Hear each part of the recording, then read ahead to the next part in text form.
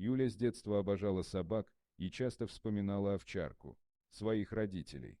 Съехав от родителей, девушка сняла квартиру в спокойном районе с хорошими соседями и устроилась на работу бухгалтером. Через некоторое время Юлия решила взять из приюта собаку, о которой она давно мечтала. Обойдя несколько приютов для животных, девушка, наконец, нашла, как ей казалось, идеальный вариант подрастающего щенка-овчарки, который смотрел на нее умными и немного грустными глазами, будто умоляя забрать его к себе домой. Оставив все сомнения, довольная Юля забрала с собой питомца по кличке Бронкс. Пес быстро освоился в небольшой квартире новой хозяйки и чувствовал себя здесь, как дома. Юля также сильно привязалась к ласковой и игривой собаке. И все же девушка сильно удивилась, когда однажды утром обнаружила Бронкса спящим рядом с ней в кровати.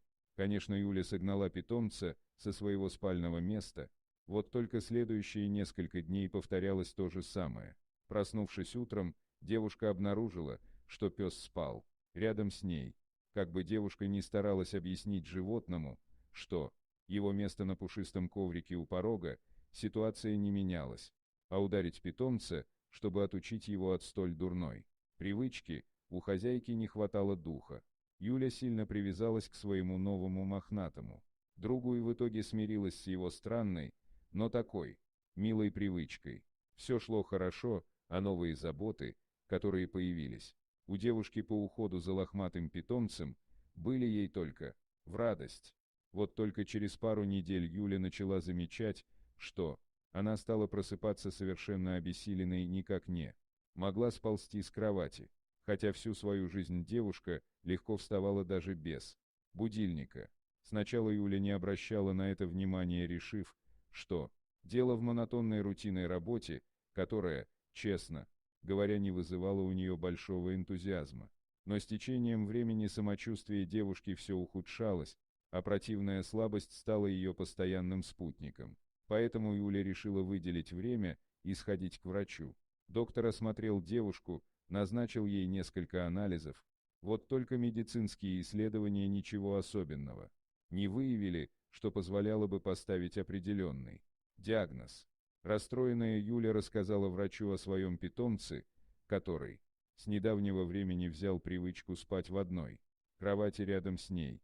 Тогда доктор, недолго думая, пришел к выводу, что у девушки аллергия на собачью шерсть, и назначил ей несколько препаратов для подавления аллергических реакций, а также посоветовал свести до минимума контакты с животным.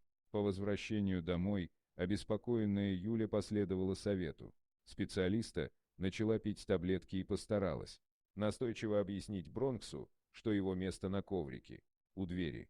Через пару дней девушка почувствовала небольшое облегчение, а собака послушно спала в коридоре. Поэтому довольная Юля решила, что врач оказался прав. Осталось лишь довести курс препарата до конца, и можно вновь радоваться жизни. Через какое-то время Юля выпила все купленные лекарства, но упрямый Бронкс все-таки иногда забирался ночью на кровать. Кроме того, сама Юля не только окончательно не выздоровела, слабость, вялость и апатия вернулись к ней с новой силой и превратили жизнь бедняжки в настоящий кошмар. Расстроенная девушка не знала, что ей теперь делать, к кому обращаться за помощью. Бронкс был таким же активным и жизнерадостным, как и в тот момент, когда она забрала животное из питомника и приютила у себя дома. Поэтому Юля пришла к выводу, что дело не в нем. Вот только жизнь Юли, несмотря даже на довольного питомца у ее ног, стала по-настоящему невыносимой.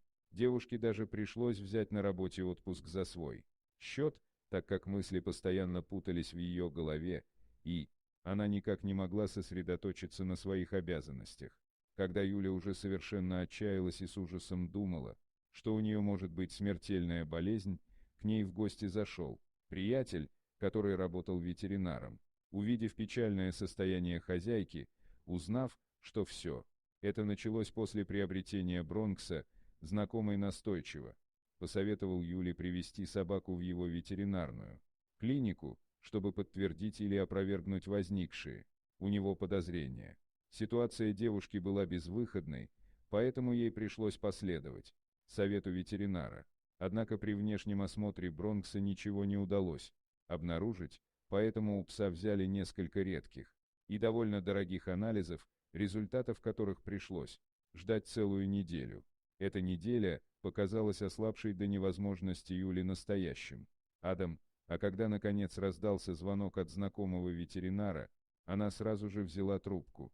Мужчина взволнованным голосом сообщил Юле, что она подхватила от Бронкса очень редкую, чрезвычайно опасную болезнь, которую невозможно выявить, не проведя специальных исследований. Страшное заболевание редко передается от собак людям, а в случае с Юлей это случилось из-за постоянного близкого контакта с питомцем. Скорее всего, в тот момент, когда они спали рядом, ветеринар назначил для Юли и ее питомца срочный курс очень мощных антибиотиков, добавив при этом, что если бы девушка протянула еще немного, то все закончилось бы для нее очень печально. При этом у самого Бронкса болезнь никак не проявлялась, он был лишь ее переносчиком. Юля сразу начала принимать лекарства, так же, как и ее питомец. Закончив курс, девушка почувствовала значительное облегчение, а результаты повторных анализов показали, что болезни больше не было. В тот день Юлия наконец вздохнула с облегчением, крепко обняв своего питомца, который ненароком чуть не погубил ее, а еще она позволила любимому питомцу засыпать рядышком с ней на ее большой мягкой кровати. Дорогие друзья, если вам понравилось видео, поставьте лайк, а также подписывайтесь на канал, где найдете еще много интересного.